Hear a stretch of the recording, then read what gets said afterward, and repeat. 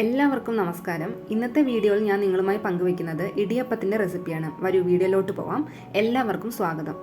ഞാനിവിടെ ആദ്യം ചെയ്യാൻ പോകുന്നത് പൊടിച്ചു വെച്ചിരിക്കുന്ന അരിപ്പൊടി ഒന്ന് വറുത്തെടുക്കുക എന്നുള്ളതാണ്. എല്ലാവർക്കും അറിയുമായിരിക്കും, ഇടിയപ്പത്തിനുള്ള അരി ഭയങ്കര നൈസായിട്ട് വേണം അരയ്ക്കാൻ. ഞാനിവിടെ മില്ലിൽ കൊണ്ടുപോയി അരച്ചു കൊടുക്കുന്ന പൊടിയാണിത്. എന്തായാലും ഞാനതൊന്ന് വറുത്തെടുക്കട്ടെ. ഇതേ പാകത്തിനുള്ള അളവിൽ ഇപ്പോൾ ഞാൻ വറുത്തെടുത്തിട്ടുണ്ട്. ഇനി അതേ ഗ്യാസിൽ തന്നെ ചട്ടി വെക്കരുത്, കാരണം ആ ചൂടത്ത് തന്നെ ഇരുന്നിട്ട് പൊടി കരിഞ്ഞു പോകാൻ ചാൻസ് ഉണ്ട്. അപ്പോൾ അടുപ്പത്ത് നിന്ന് മാറ്റി വെക്കുക കേട്ടോ ചട്ടി. അടുത്തത് ചെയ്യുന്നത് കുറച്ച് വെള്ളം ഉപ്പിട്ട് തിളപ്പിച്ചെടുക്കുക എന്നുള്ളതാണ്. ഞാൻ 1 ഗ്ലാസ് അരിപ്പൊടിയാണ് എടുക്കുന്നത്. അതിന് 1.5 ഗ്ലാസ് വെള്ളം എടുത്തിട്ടുണ്ട്.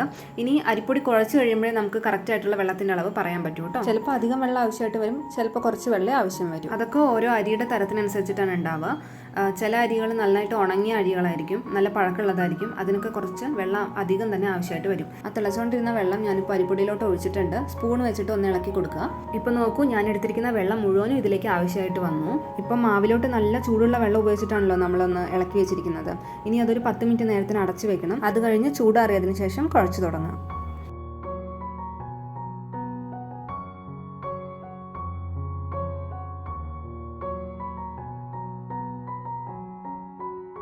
ഇതേ മാവ് ഇപ്പോൾ കുഴച്ച് റെഡിയാക്കിയിട്ടുണ്ട് ഞാൻ. ഇനി ഒരു 5 മിനിറ്റ് നേരത്തിനോട് അടച്ചു വയ്ക്കുക. ഈ സമയത്ത് ഞാനൊരു പാത്രത്തിൽ വെള്ളം തിളയ്ക്കാനായി വെച്ചിട്ടുണ്ട്. ഇടിയപ്പം വേവിച്ചെടുക്കണമല്ലോ, അതിനായിട്ടുള്ളത്. ഇനി സേവനാഴിയിൽ ഒന്ന് എണ്ണ തേച്ച് കൊടുക്കുക.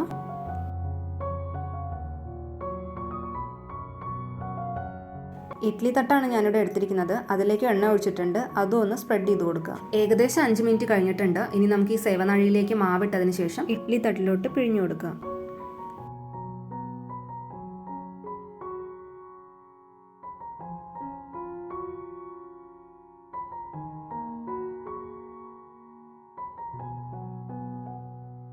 നാളികേരം ഇട്ടിട്ടാണ് ഞാനിന്ന് ഇടിയപ്പം ഉണ്ടാക്കുന്നത്. അപ്പോൾ കുറച്ച് മാവ് മാത്രമേ ഞാനിപ്പോൾ പീച്ചുന്നുള്ളൂ. അതിനുശേഷം മേലെ നാളികേരം തൂവുന്നു. എന്നിട്ട് വീണ്ടും ഒരു ലെയർ കൂടെ മാവ് പീച്ചാണ് ചെയ്യുന്നത്.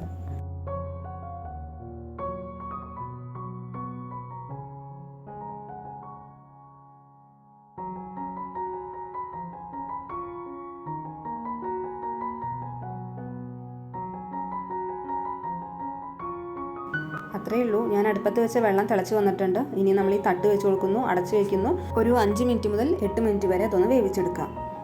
8 മിനിറ്റ് കഴിഞ്ഞിട്ടുണ്ട്. ഞാനിവിടെ ഗ്യാസ് ഓഫ് ചെയ്തു, തുറക്കുകയാണ്.